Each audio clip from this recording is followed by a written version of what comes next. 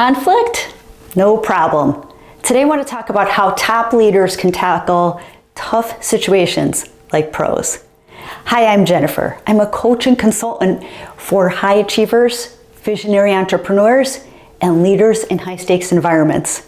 I empower individuals and businesses to amplify their impact by mastering the art of systems-driven discipline, which is the foundation for personal, professional, and strategic success.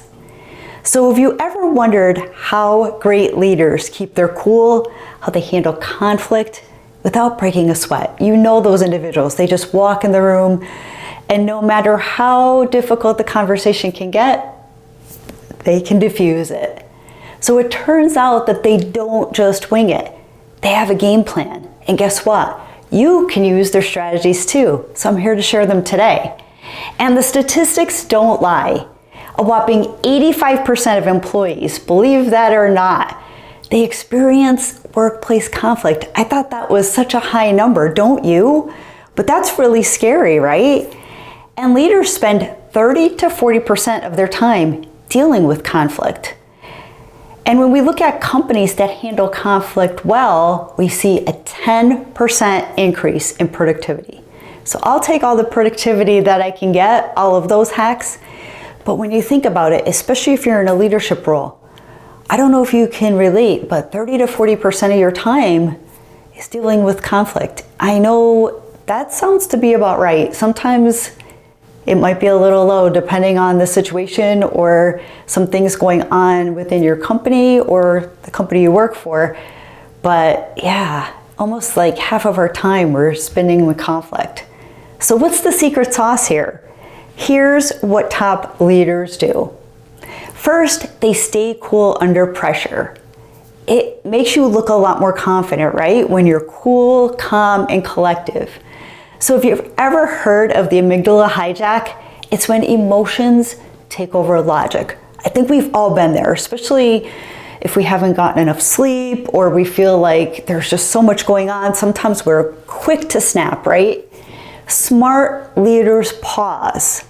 They pause, they take a deep breath, and they respond rather than reacting. So it's one of those situations where you're going to want to pause, breathe, and reflect before you make a statement. So practicing mindfulness techniques such as this deep breathing, or even meditation, or even counting to 10 before speaking, it helps prevent emotional reactions that can escalate conflict.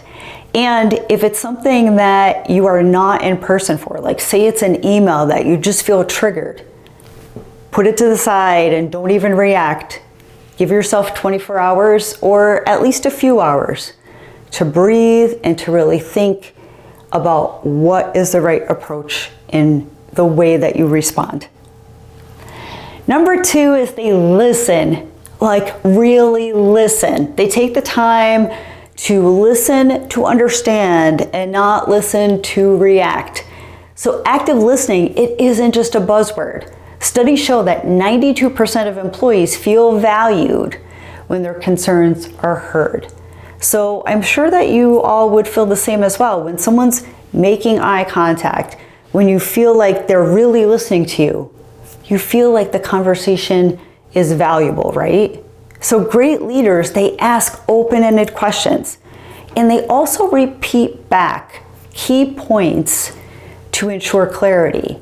So techniques like paraphrasing, summarizing what they just heard, and acknowledging emotions, it really can help de-escalate tense conversations and build a mutual understanding. A third area is they focus on interests, not on positions. So instead of getting stuck on who's right and who's wrong, right? Top leaders look for common ground. The best negotiators uncover shared interests 80% of the time, and that's according to Harvard Law School. One technique is the 5 whys approach.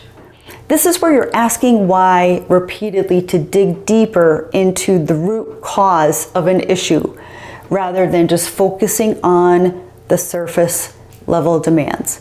So if someone is asking for something difficult or they're just being difficult in their approach, let's help them to stay calm. Let's help them by asking, let's talk a little bit about why this situation is occurring. I want to understand more about why you were feeling a certain way towards this situation. So dig deeper. Sometimes one why isn't enough and we need to really uncover the root cause of what's going on. Number 4 is they use the 24-hour rule. So jumping into a heated discussion, it's a really bad idea.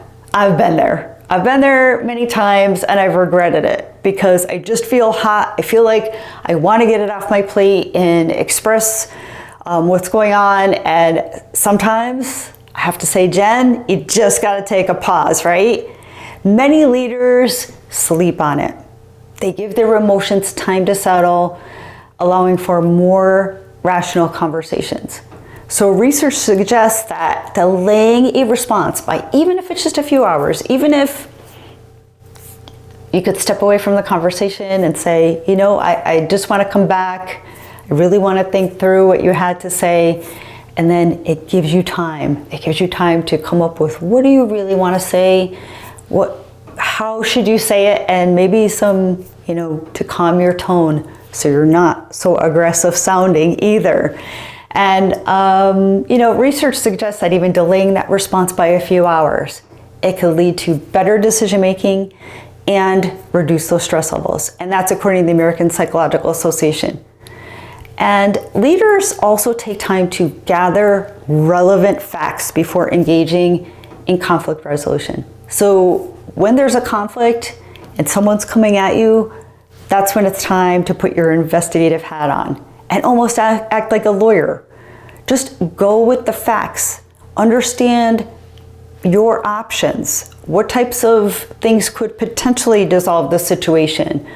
And really dig in a little bit. Sometimes we need to do a little research to maybe meet with other teams, meet with other groups to just really understand some options we can provide to this person. Or we just want to look at what is possible to make the conversation as positive as we possibly can. And number 5 is that they know when to meditate and when to escalate. Not all conflicts can be solved in a friendly chat. Top leaders know when to step in, when to bring a mediator, and when to escalate strategically. So I was in a situation just this week, very similar in my corporate role, where there was a lot of pressure on some leaders that were in the group to make a customer happy with a solution. However, as a leader within my own team, within my own product, I know that we have a strategy of how we're working with customers, products we're developing, how we're going to market, the things we're really focusing and honing in on and realizing we can't be everything to everyone.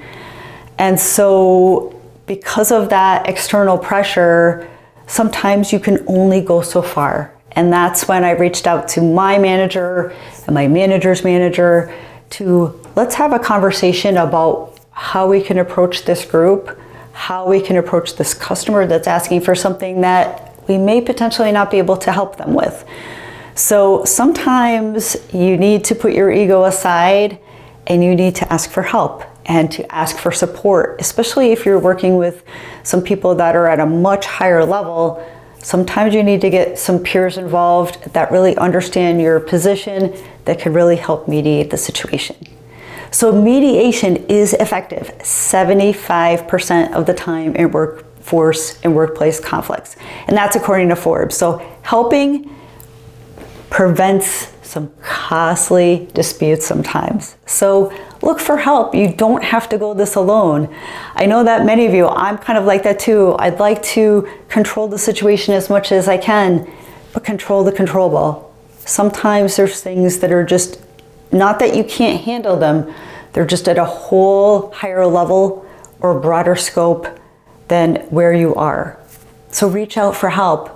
people are willing and able to help you and can make the situation a lot less stressful. However, in situations where legal or ethical concerns arise, escalating to senior leadership or HR may be necessary. So sometimes things get outside of the lines or the lines look a little blurred. So ask for help at those times as well. Number 6 is they foster a culture of constructive conflict.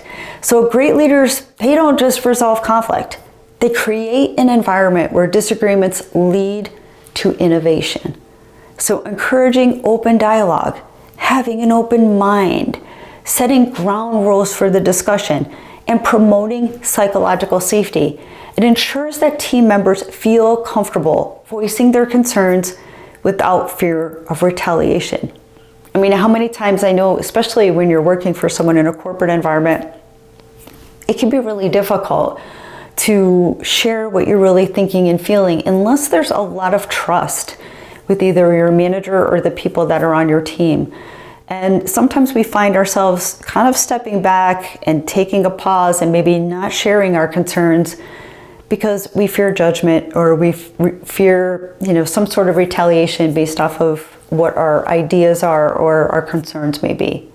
So research from Google's Project Aristotle highlights that teams with high psychological safety, they perform better and they resolve conflicts more effectively.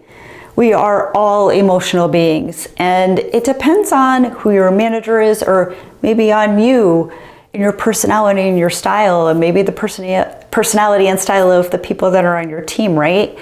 So sometimes you need to step back and have an open mind because everyone's very emotional. Everyone's also going through things personally, and not that makes any excuse for the way that you present yourself in your job, but it does affect us. If there's maybe issues at home or health issues or things like that, sometimes they're just always gnawing on your brain and on your mind. So sometimes as leaders, we need to also have empathy and to also step back and really think, not that we need to know people's business, but to also just acknowledge that people are going through their own lives, their own struggles, that they are emotional sometimes, and just being open-minded to that. So what's your challenge? The next time you face conflict, try one of these techniques. Small baby steps. These small shifts can lead to big results, I promise. I'm working on it each and every day. I'm not perfect at this either, but I do try to be mindful and take my time and practice many of these techniques. So do you want more insights on leadership, confidence, and navigating through conversations? Stay tuned because big things are coming. So if you've got a conflict story or a strategy that worked for you that you could share, let us know in the comments. I would love to hear from it, and I would love to get more strategies because we always need them, right? So if you found this content valuable, please consider sharing, please consider subscribing. I've also included my most popular playlist in the description below if you're interested, and we'll see you on the next video.